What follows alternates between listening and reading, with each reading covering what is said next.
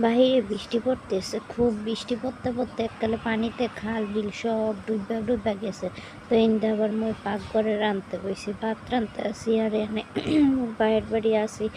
তো এরা সবাই রান্না করে, তো আমার নিজের রান্না নিজেরই করতে খুব ভাল লাগে। কেউ রান্নার চেয়ে আমার রান্নাই করতে ভালো লাগে। তো আমি আবার পাঙ্গাস মাছ আনছিল, তো পাঙ্গাস মাছটার মনের মতন করে রান্না করবো। বাইরে বৃষ্টি পড়তেই আছে, এখনো থামাথামি নাই। তো লাউ দিয়া কইছি রান্ধুন। তো মাছটারে প্রথমে বাইজা নিছি আর ইন্দা কচুর শাক বা মোর মামিরে কাটতে দিছি। কচুর শাক খাইলে অনেক রক্ত হয় লেগে, আর পুঁই শাক দিছে ইন্দা। হের পর বৃষ্টি আর বৃষ্টি কি সুন্দর দেখায় না। আর কচুর শাক কচুর ফুল আনছে, এগুলো পরে খামনে থুইয়া দিছি জমা। আর এনে মশলা কষাই এরপরে এখন লাউ দিয়া এই পাঙ্গাস মাছটা দিয়া রান্ধুন। তো মশলাটা কষাইয়া নিতে আছে, মাছ ভাজা শেষ।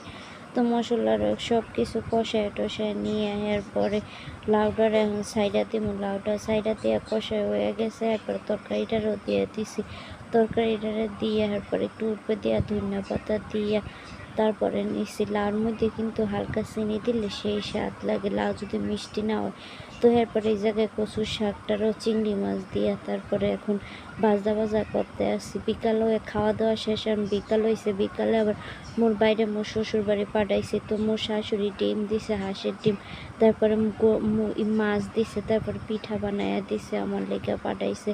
তারপরে আর মাছ দিছে, শোল মাছ, তারপরে ঘুঙ্গা মাছ, আর কি মাছ জানি।